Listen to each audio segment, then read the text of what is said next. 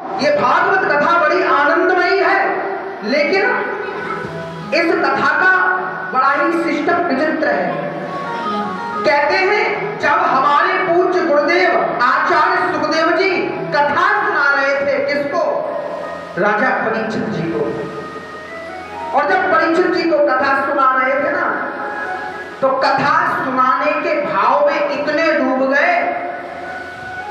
कहा जाता है कि कोई भी शुभ कार्य, मंगल कार्य या कोई भी अनुष्ठान होता है, कोई भी कथा होती है, तो सबसे पहले क्या करते हैं हम लोग? भगवान को प्रणाम करते हैं, भगवान का मंगलाचरण करते हैं। क्या करते हैं? लेकिन भगवान से इतना प्रेम था आचार्य सुखदेव का कि मंगलाचरण करना भूल गए, सीधी सीधी कथा चलने लगी। और जब महात्मा की कथा हो गई, जो आप और हम सबने सुनी, हमने कल तक कौन सी कथा सुनी? भागवत की, महात्मा की कथा सुनी। और जब महात्मा की कथा हो गई, याद आया सुखदेव जी को कि मैंने कथा तो सुनाना प्रारंभ कर दिया, मंगलाचरण किया ही नहीं। तो कहा जाता है जब जागो तभी सवेरा, है ना? अच्छी बात जब हमारे दिमाग में आ जाए तभी हमें वो काम करना प्रारंभ कर देना चाहिए, फिर देर नहीं करनी चाहिए। तो कहते हैं आज सुखदेव आचार्य ने मंगलाचरण किया है भागवत के प्रथम स्कंद में और प्रथम अध्याय के प्रथम श्लोक में। और मेरे प्यारेओं, बड़ा ही सुंदर मंगलाचरण किया है कि जन्माद्यस्य यतोन्मयादितरतश्च चार्थेषु विज्ञस्वराट् तेने ब्रह्महृदादि आदि कवये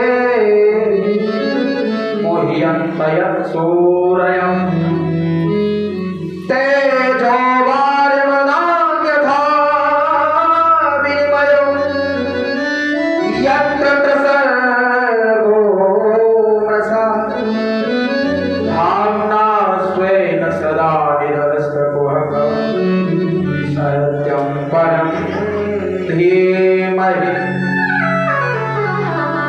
भागवत में बड़ा ही सुंदर मंगलाचरण है मेरे प्यारे। समझेंगे मंगलाचरण का अर्थ होता है मंगल आचरण, जिसके आचरण सुंदर हो, जिसके आचरण का गान किया गया हो, उसे कहते हैं मंगलाचरण।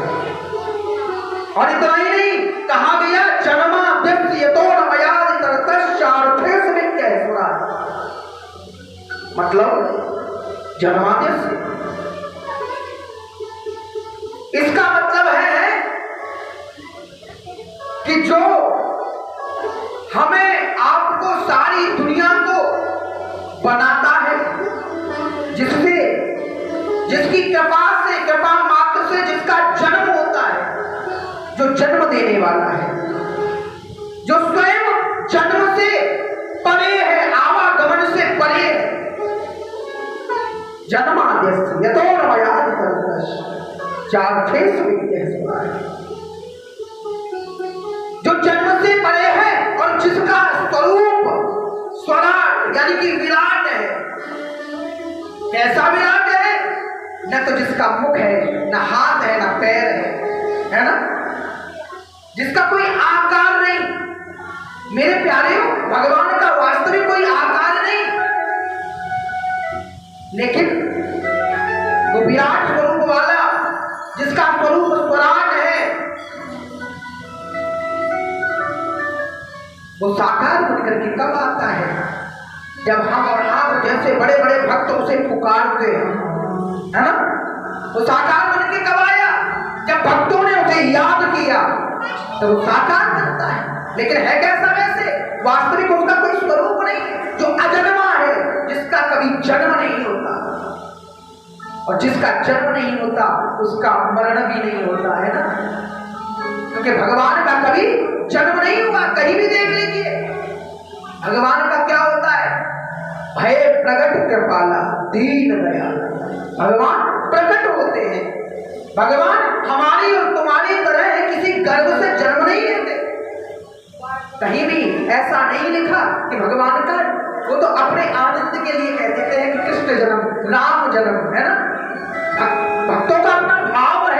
लेकिन शास्त्रों में भगवान का जन्म नहीं होता। जिनका रूप स्वरूप विराट है, तेरे ब्रह्म हृदय आदि कवड़े मुह्यंत यत् सूर्य, जो करोड़ों करोड़ों सूर्य के समान है, जो करोड़ों सूर्य को अपनी कृपा से प्रकाश देता है, जो दुनिया में उजाला कर सकता है, जो दुनिया को केवल विचार मात्र से बना सकता है, रच सकता है, यह सूर्य जो प्रकाशमान है, जो सत्य है। और क्या तेजो वार मृगांग था विनिमयो यत्र सर्वो प्रसाद धावना स्वयं सदा निरस्तम सत्यम परमधि। वो कैसा है?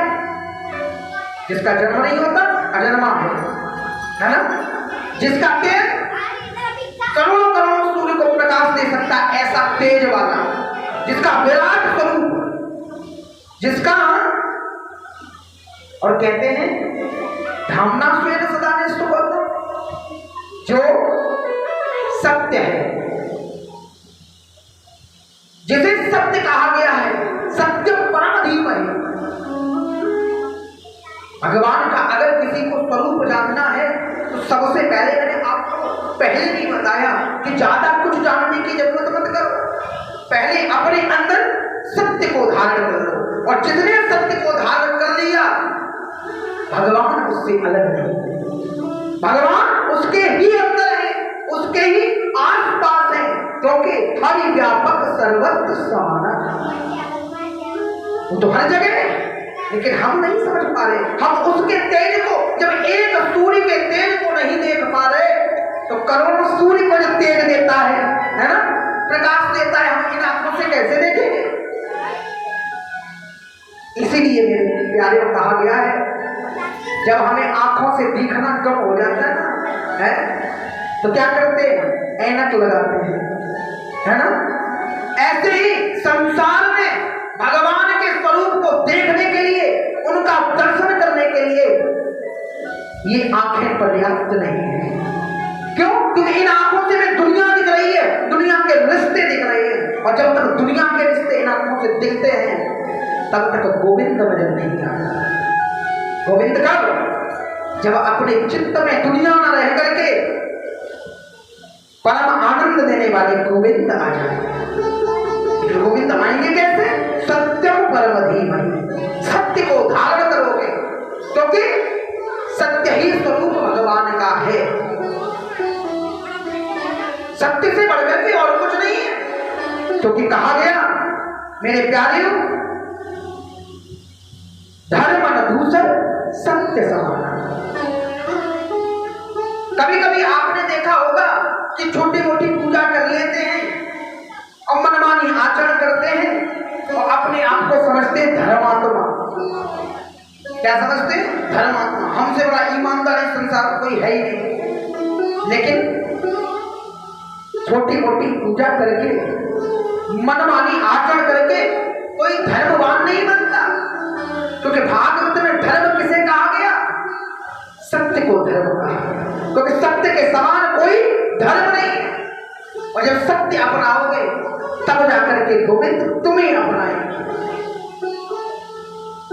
असत्याग पराधर्म, असत्य के समान पराया धर्म नहीं है। मेरे प्यारे लोग समझेंगे, अगर तुमने सत्य को छोड़ करके असत्य अपनाया तो क्या होएगा?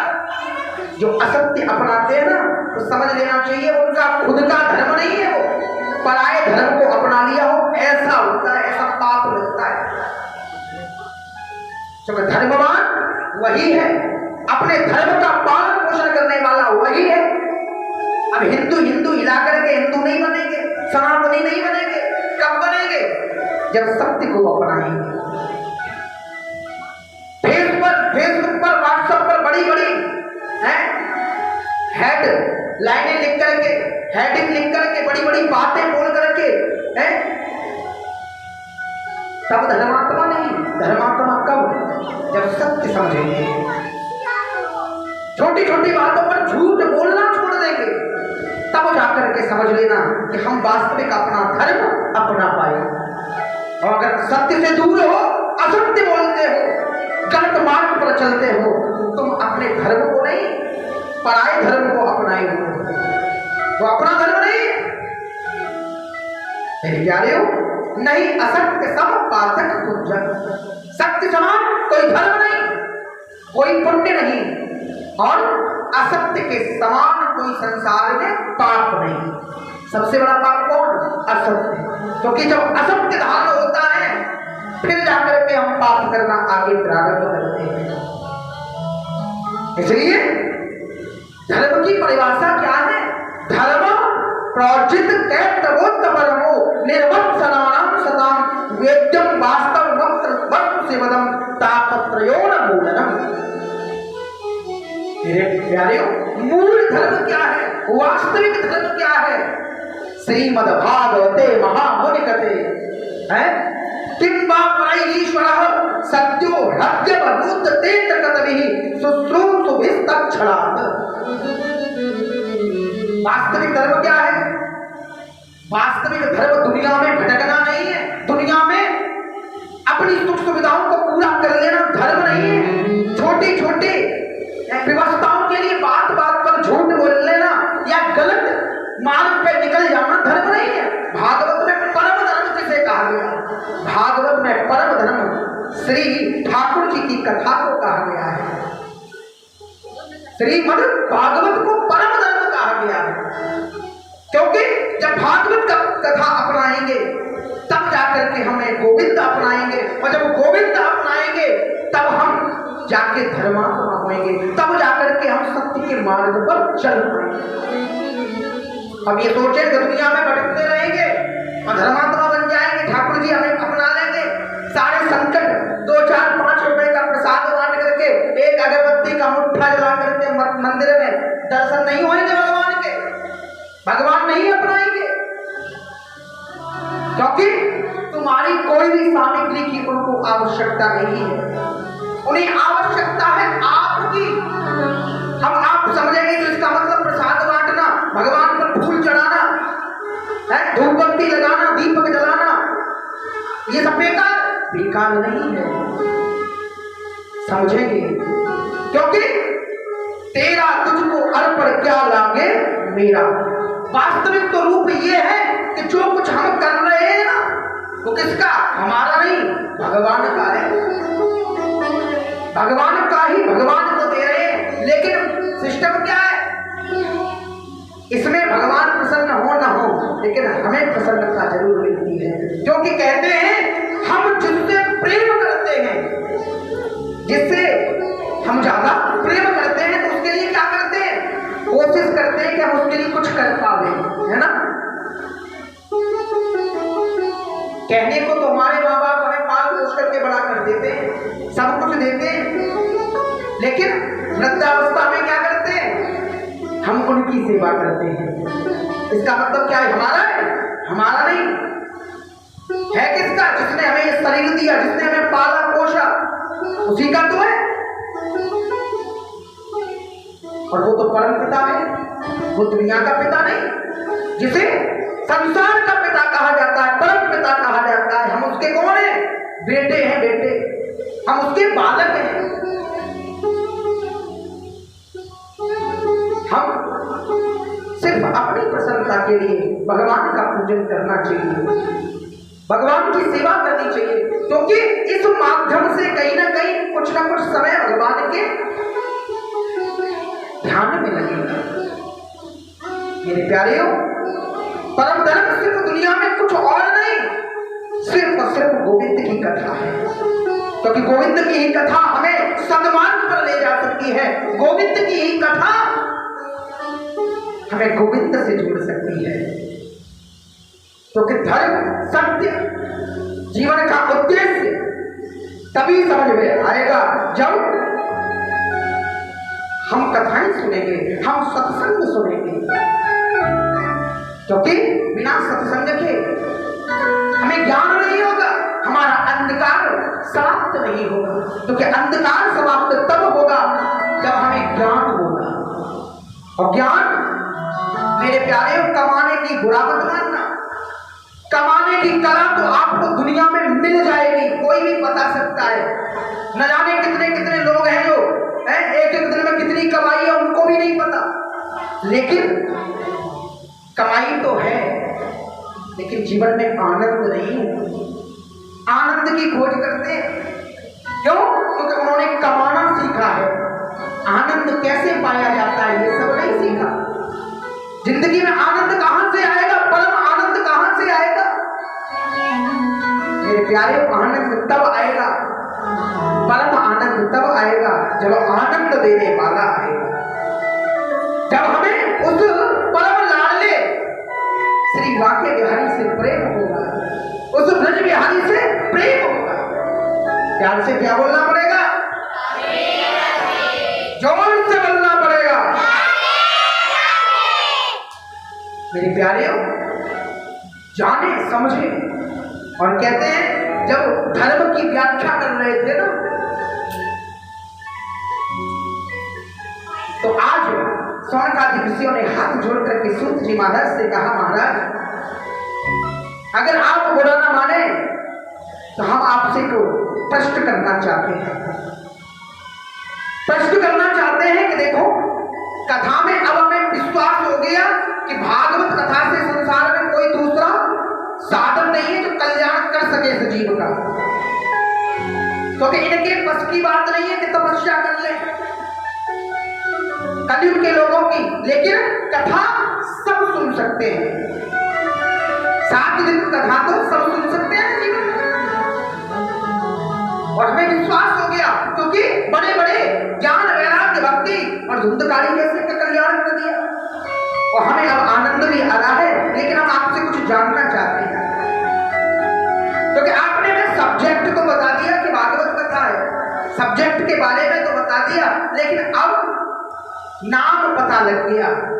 लेकिन ये जिसका नाम है ना, जो भागवत कथा है ना, ये संसार में आई कैसे, इसे कौन लेके आया, यानी कि इसका प्राकट्य कैसे हुआ, कहां से आ गई ये भागवत कथा, किसने सुनी पहली बार? मुस्कुराने लगे। सूत जी महाराज कहते हैं,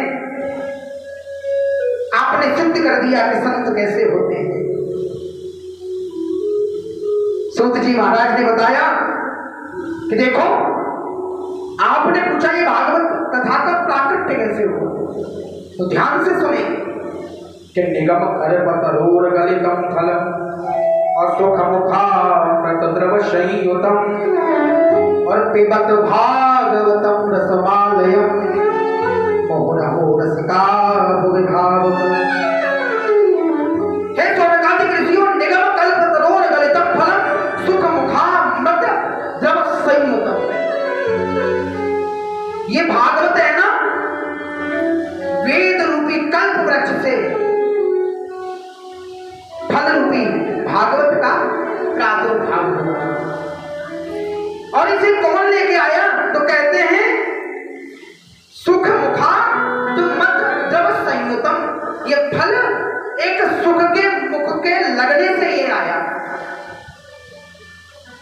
और ये फल ऐसा वैसा नहीं है, ये फल पिबत भागवतम रसमालयम, ये फल रस से भरा है, इतना रस से भरा है कि जो इस एक बार भी इसको पी लेता है ना, जो इसका स्वाद चख लेता है ना, वो दुनिया के स्वाद भूल जाता है, दुनिया का रस भूल जाता है। इसीलिए कहा गया पिबत भागवतम रसमालयम। ये रस तो हे सौनकादि ऋषियों इतना प्यारा है, इतना प्यारा है कि जीव को, संसार के लोगों को एक बार नहीं, 2 बार नहीं, जितनी बार मिले उतनी बार पीना चाहिए, क्योंकि मोहन रसिका भुविभाव का बार बार पियो, इस रस का बार बार आनंद लो। लेकिन दुनिया वाले कैसे हैं? दुनिया वाले ऐसे हैं कि किसी संसार के जीव को पता लगे कि जगन्नाथ की कुटिया में कथा है, नहीं है, क्योंकि इस कथा के बैनर प्रचार तो कई दिनों से चलता है, सबको पता है, लेकिन आए कितने? इतने। कारण ये है कि कमाते कमाते नहीं थकते, लेकिन भजन करते करते थक जाते। यही दुनिया वाले जब पता लगता है कथा चल रही है, चलो सुने आए, कोई कहे उनसे तो क्या कहते थे, कितनी सुने हैं, अभी तो हमने वहां सुनी थी, थोड़ी दिन निकले और फिर वही तो भागवत कथा है, क्या करेंगे जाके। समझना मेरे प्यारे, ये भाव आ ही जाता है। कई लोग तो अरे आज तो प्रारंभ हुई है, पहले दिन में कहा मिले तो चलेंगे, है ही आई 7 दिना की कथा है, कभी ना कभी तो पहुंच ही डालते। और कछू तो इतने विचित्र हैं कि घर से आए तभी जब आरती हवे लगे जाए 5 मिनट पहले आके बैठ जाए और फिर छाती ठोके कि हमसे बड़ा भक्त कोई नहीं है। लेकिन मेरे प्यारे ऐसा नहीं, जिसके मन में ये विचार आ जाए कि भागवत कथा बहुत सुनी है, कब तक सुने, कहां तक सुने, उन लोगों के लिए कहा मुहु रहो रसिका भुवि भाव। हे प्यारे समझ लेना चाहिए, क्योंकि तुलसीदास बाबा ने एक बड़ी ही सुंदर लाइन लिखी है, क्या, रामचरित जे सुनत अघाई रस विशेष जाना दिन नाही। जिसके मन में आ जाए कि बहुत फाजिलका में कथा होती है, गली गली में कथा होती है, तो समझ लेना चाहिए कि उन्होंने अभी तक भागवत कथा को सही मायने में सुना ही नहीं, जाना ही नहीं।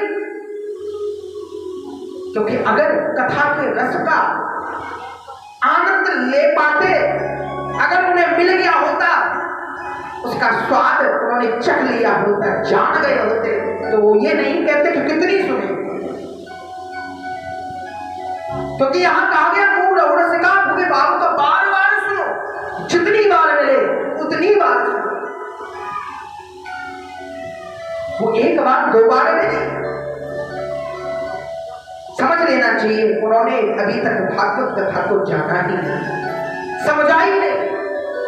अब कई लोग ऐसे भी तर्क कर सकते हैं कि मान लो कथा न सुने तो क्या हो जाएगा, काहे को सुने कथा, क्योंकि तर्क करने वाले, कुतर्क करने वाले बड़े अजीब होते हैं।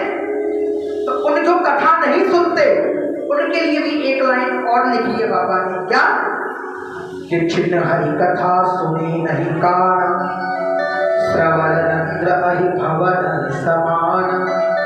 है जो ये सुनेंगे क्यों जाए भागवत कथा, न सुनेंगे तो क्या हो जाएगा, उनके लिए कहा गया जिन हरि कथा सुने नहीं कान, जिन्होंने आज तक अपने जीवन में बचपन से लेकर के 80 साल 90 साल है कि हम चले गए और उन्होंने कथा नहीं सुनी, उन्हें क्या समझना चाहिए, तो उनके लिए कहा गया श्रवण रंत अहि भवन समाना।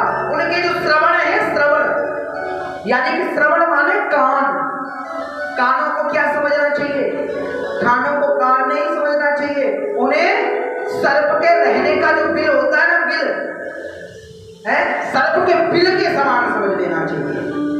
क्योंकि कान दूसरों की बुराई सुनने के लिए नहीं, दूसरे के साथ छल करने के लिए नहीं, दूसरों के साथ बुराई करने के लिए नहीं। ये मुख भगवान ने किस लिए दिया, भगवान का भजन कर सके, राधे राधे बोल सके, श्री कृष्ण बोल सके, है ना। ये कान ठाकुर जी ने कथा को सुनने के लिए दिए हैं, भजन को सुनने के लिए दिए हैं, ये आंखें भगवान का दर्शन करने के लिए दी हैं, और ये पैर दुनिया में भटकने के लिए नहीं, भगवान के सत्संग में जाने के लिए दिए हैं। हाथ भगवान की सेवा, अतिथियों की सेवा करने के लिए दिए हैं। इसलिए नहीं दिए कि किसी को मारो हाथों से, आंखों से बुरी दृश्य देखो, गंदे गंदे दृश्य देखो, पैरों से गंदी गंदी जगह जाओ, इसलिए नहीं दिए किस लिए, मुझे प्रसन्न करो। ये बहाना न बना सको कि भगवान हमें तुम्हें कैसे पाए, हम तुम्हें कैसे देखें, तुम्हारा भजन कैसे करें। लेकिन गोविंद ने तो कृपा की, लेकिन हम अब तक गोविंद की कृपा को समझ नहीं पाए, जान नहीं पाए। मेरे प्यारेओ, जीवन की बड़ी ही बिगड़ी हुई स्थिति है, लेकिन बिगड़ी हुई स्थिति से हमें सुधरना है, बदलना है, अपने आप को सही मार्ग पर चल लेकर के चलना है। तो सिर्फ क्या करना होगा, ऐसी कथाओं में आकर के बैठा होगा। और कहा इतना ही नहीं, ये भागवत आई कहां से? वेद रूपी कल्प वृक्ष से। लाया कौन? सुख रूपी तोता है, उसके मुख लगने से। ये कथा है कैसी? रसिका भोले भावुक, बड़ी रस्से भरी है। और ऐसी रस्से भरी है ना कि एक बार जो पी ले वो दोबारा न पिए, ऐसा हो सकता नहीं है। मेरे प्यारे हो, सूत जी महाराज कहते हैं, देखिए एक